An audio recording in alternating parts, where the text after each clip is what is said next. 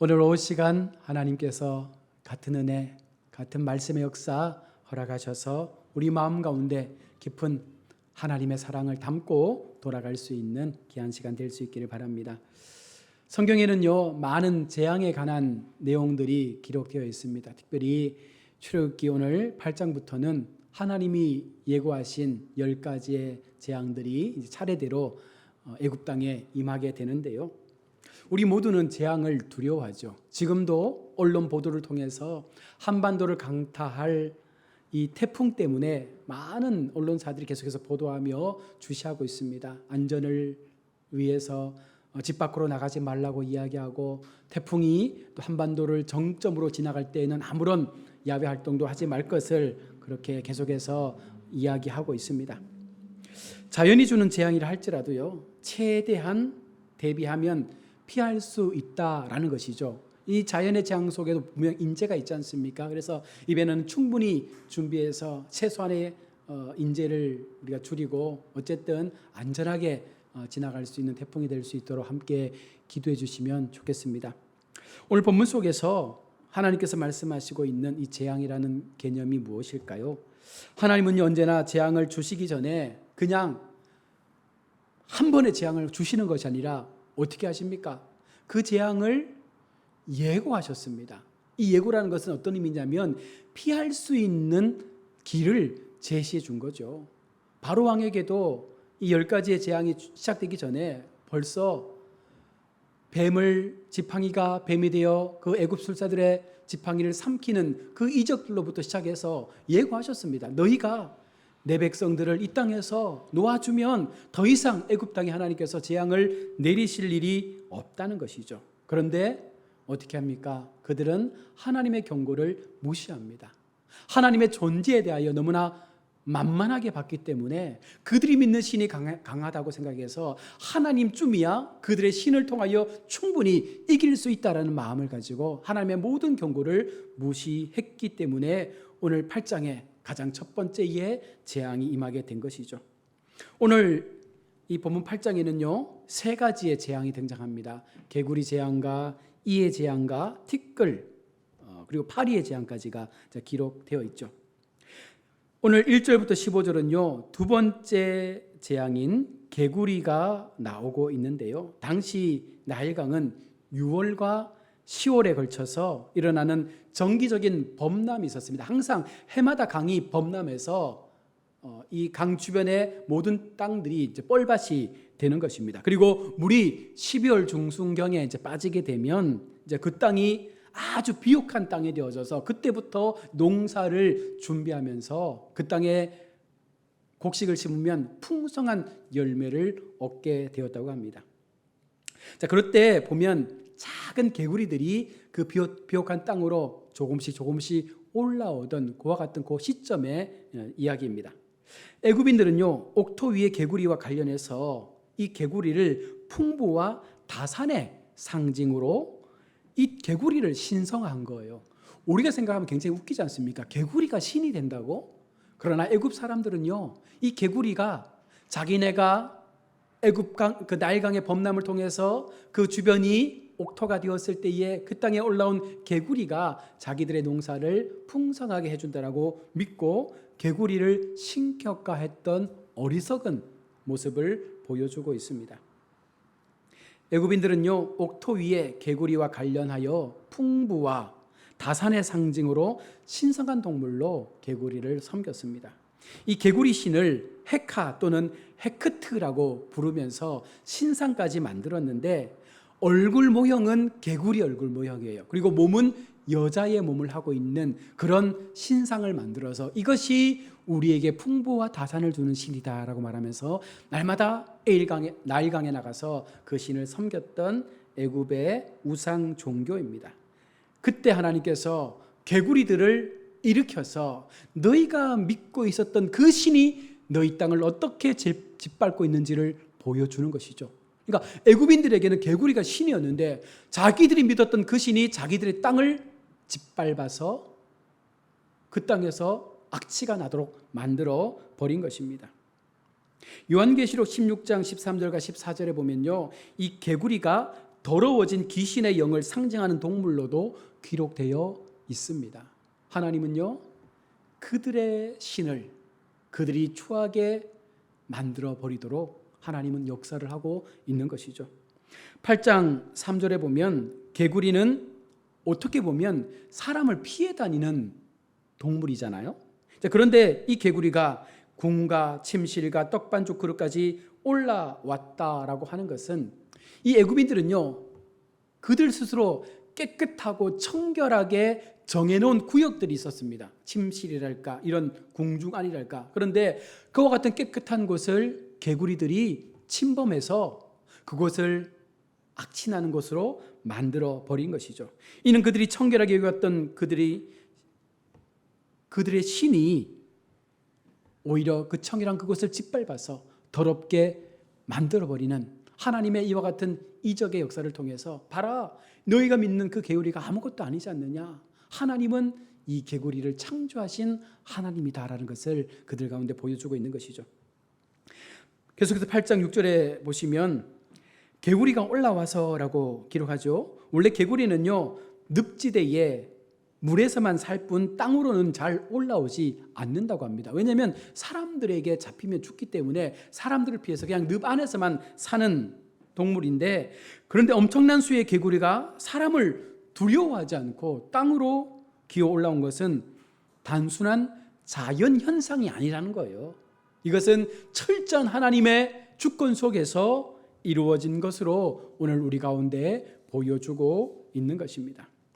놀라운 것은요, 8장 7절에 애굽의 술사들이 동일한 모습으로 이 일을 이뤄내죠. 7절에 보시면 요술사들도 자기 요술대로 그와 같이 행하여 개구리가 애굽 땅에 올라오게 하였더라.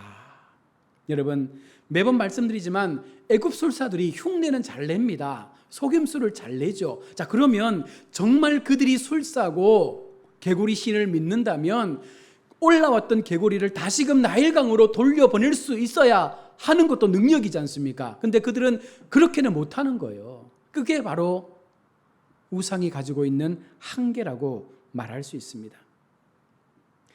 애굽 땅에 필요한 것은요, 지금 올라온 개구리를 다시금 늪으로 보내는 것인데, 애굽의 술사들은요, 그들의 무능의 한계를 보여주며 더 이상의 이적을 베풀지 못하는 것이죠. 그리고 8장 8절로 넘어가서 바로로부터 처음으로 주어진 긍정적인 약속이 시작됩니다. 8절 보시면 바로가 모세와 아론을 불러 이르되 여호와께 구하여 나와 내 백성에게서 개구리를 떠나게 하라. 내가 이 백성을 보내리니 그들이 여호와께 제사를 드릴 것이니라. 그런데 여러분, 이 말씀을 잔잔히 보시면 개구리의 재앙을 피하기 위해서 단순히 자신들의 육체적 고통의 순간을 벗어나기 위해서 말하고 있는 사악한 속임수의 약속입니다. 이 말씀의 내용이 어디 있습니까? 15절에 보십시오. 그러나 바로가 숨을 쉴 수 있게 됨을 보았을 때 그의 마음을 완강하게 하여 그들의 말을 다시 듣지 아니하였으니 여호와께서 말씀하신 것과 같았더라. 바로는요, 여전히 그 마음이 완강합니다.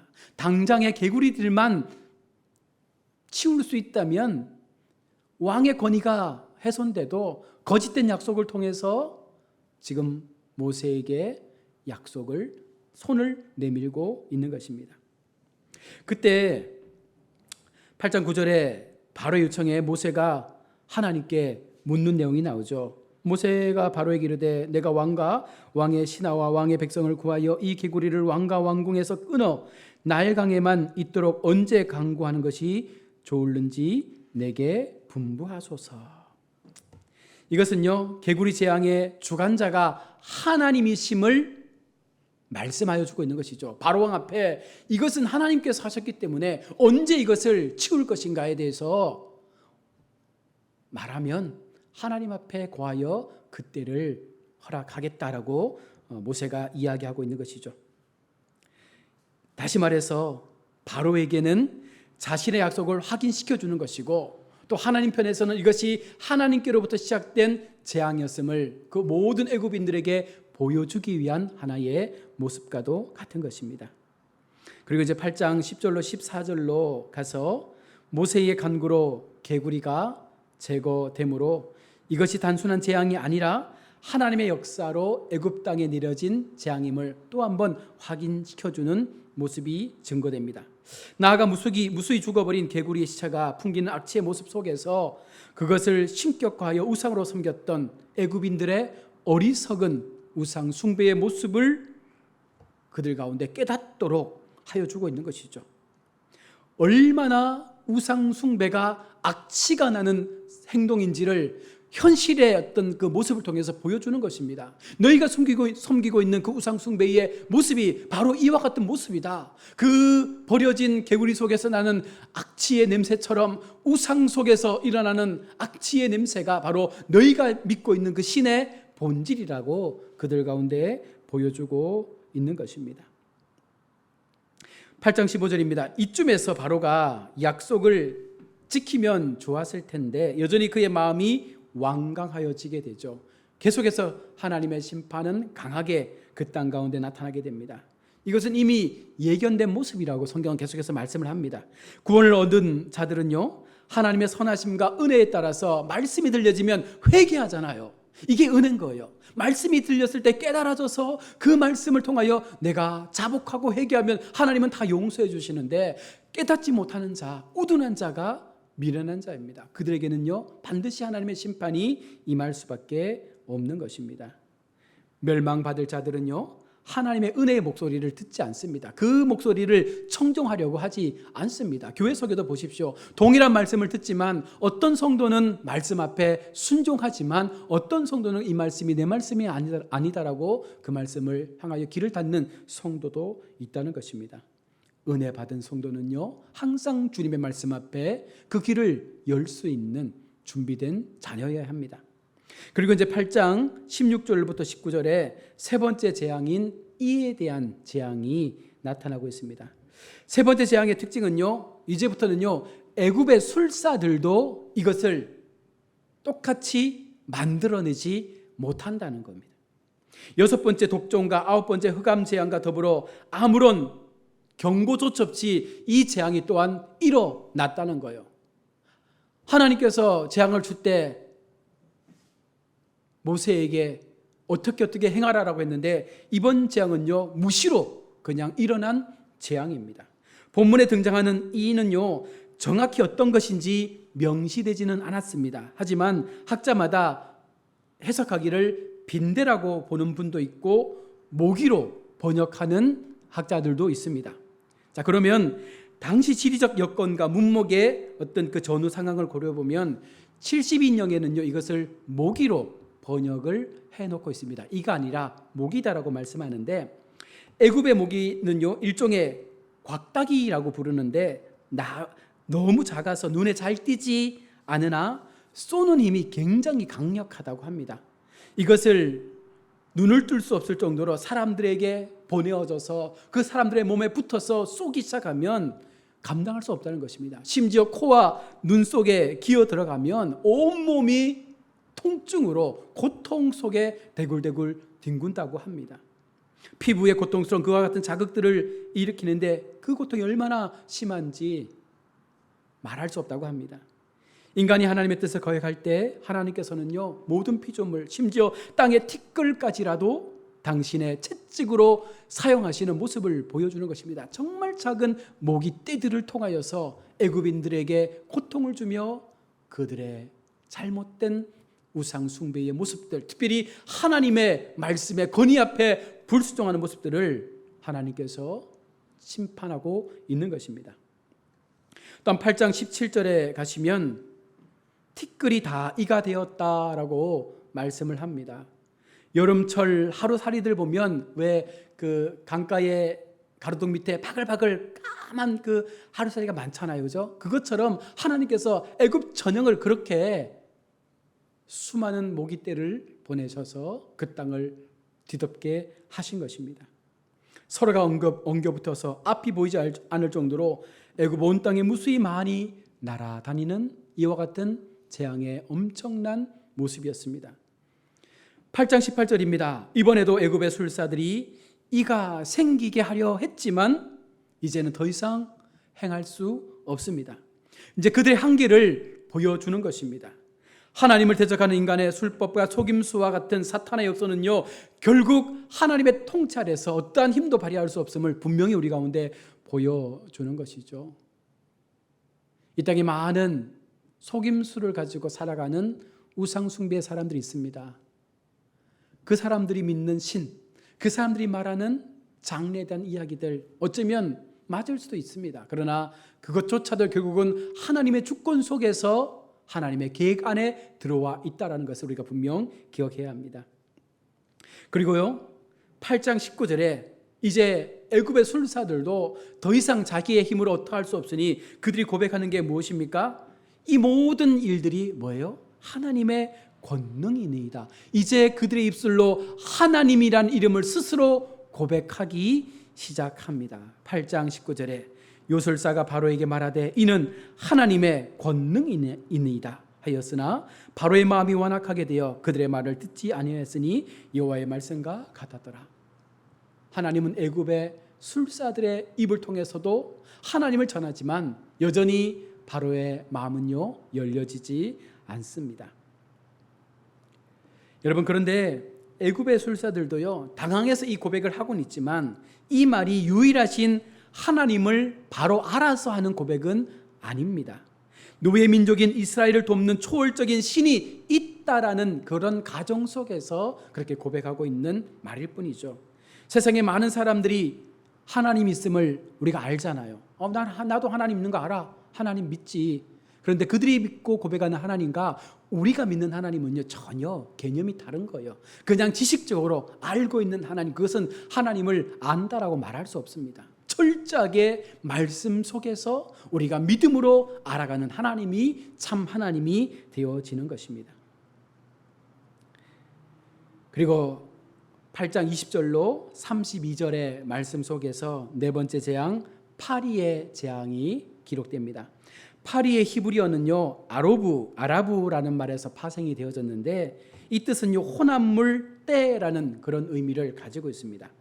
본문에서 그때라고 표현한 것은요, 단일 종류의 곤충으로 보고 있습니다. 이것은 일반적 자파리가 아니라 70인역에서는요, 키노미이에스라고 해서 자파리로 번역이 되어 있습니다. 이것은 열대 지방에서 홍수에 떼를 지어 다니는 그와 같은 파리로서 짐승들과 사람을 쏘고 병을 옮기는 그런 좋지 않은 곤충으로 등장하고 있습니다.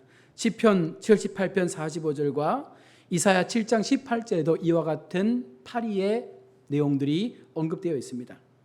여러분, 하나님은 네 번째 재앙부터 구분을 하고 있는데요, 지금까지는요, 이 모든 재앙이 이스라엘 전역에 다 임했다면 이제부터는요, 이 재앙이 애굽인과 이스라엘인을 구분해서 애굽인들에게만 이 재앙이 임하게 된 것입니다. 그 이유는요, 재앙의 주관자와 목적을 분명하게 그들 가운데 보여주시기 위해서 하나님께서 그렇게 행하고 있는 것이죠. 동일한 땅에 살고 있지만 이스라엘 민족들이 거주하고 있는 그 애굽 땅에는 이와 같은 재앙이 이제부터는 일어나지 않게 된 것입니다. 8장 23절에 구별이라고 말씀합니다. 내가 내 백성과 내 백성 사이를 구별하리니 내 일, 이 표징이 있으리라 하셨다 하라 하시고, 이 구별은 문자적 의미로 구속이라는 의미입니다. 다시 말해서 이제부터는 이스라엘 백성을 하나님께서 철저하게 구속하신다. 다시 말하면 하나님의 그 주권 속에 보호하시겠다라고 말씀을 합니다. 즉 재앙으로부터 이스라엘 민족은 구별하고 이스라엘 백성을 하나님의 백성으로 인쳐서 이제는 더 이상 애굽의 고통에서 머물지 않도록 하나님 지켜주시겠다 말씀하는 것입니다. 하나님 어떠한 상황에서도요, 하나님의 백성은 지키신다. 이것을 믿는 게 믿음이잖아요. 우리가 인생을 살아가다 보면 동일한 세상에서의 삶을 믿지 않는 사람들과 함께 살아갈 때에 하나님이 특별한 은혜 속에서 믿음을 갖고 있는 성도들에게 베푸신 은혜가 너무나 많다는 것을 우리가 분명 볼 때가 있습니다. 오늘 우리에게도 그런 은혜가 있어야 합니다. 그런 은혜를 통해서 동일한 세상 속에 내게 주시는 하나님의 놀라운 그 능력의 은혜가 우리를 붙잡고 있다는 그 마음을 우리가 가지고 살아갈 때 이게 진정한 하나님을 향한 우리의 마음의 고백이 되는 것이죠. 8장 24절입니다. 여호와께서 그와 같이 하시니 무수한 파리가 바로의 궁과 그의 신하의 집과 애굽의 온 땅에 이르니 파리로 말미암아 그 땅이 황폐하였더라.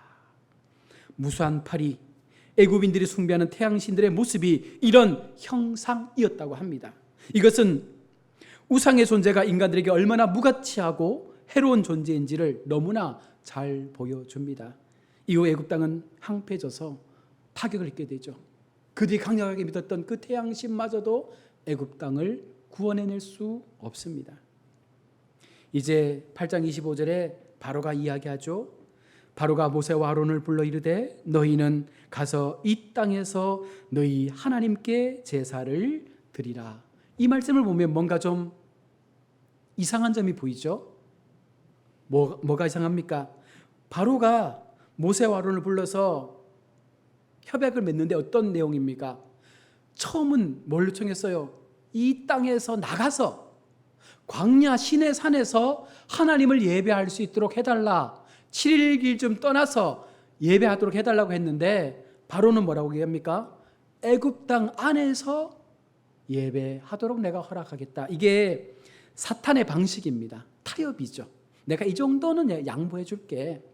어쩌면 우리에게 그런 식으로 타협하는 거예요. 사탄이 하나님을 믿는데 좋아 그러면 하나님 믿어. 근데 이 정도는 네가 나한테 포기를 좀 해주면 내가 하나님 믿도록 해줄게. 이런 모습으로 우리를 이렇게 속이는 거죠. 재앙을 면하기 위해서 궁색한 타협을 요청합니다. 애굽 안에서 제사를 드리라는 것은요, 여전히 그들을 애굽의 노예로 삼아서 그들을 자기의 소유로 삼겠다라고 하는 바로 왕의 욕심이죠. 26절에 모세의 답이 나오는데 뭐라고 얘기합니까? 애굽 사람들이 싫어하는 것이다 라고 말합니다. 왜냐하면 하나님 앞에 제사 드릴 때 이스라엘 백성 어떻게 제사 지내요? 양과 소와 염소와 비둘기를 가지고 제사를 지냈는데 그 제사 지내는 모든 짐승들이 어떤 짐승입니까? 애굽인들에게는요 신입니다. 신. 황소가 신이고 새가 신이고 양이 신이고 모두가 신이니까 자기의 신을 조각을 떠서 창자를 가르고 하나님의 불로 태워드리면 자기의 신을 모욕하는 거잖아요. 그러면 그 백성이 가만히 있겠습니까? 폭동이 일어나서 이스라엘 백성들을 죽이고 하지 않겠습니까? 그래서 모세는 바로 왕에게 안 된다라고 말을 하는 것이죠.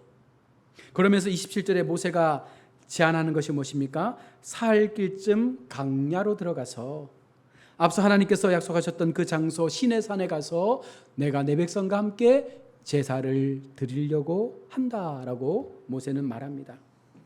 그때 또 28절에 바로가 뭐라고 얘기합니까?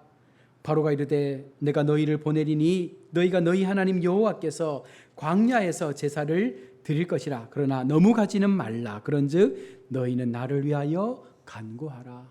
조금 더 바로의 입장이 좀 완화되어졌죠. 광야로 보내주는데 멀리는 가지 말고 자기들이 언제라도 달려가서 그 민족을 잡을 수 있는 거리까지만 움직여라 라고 이야기를 하고 있는 것입니다.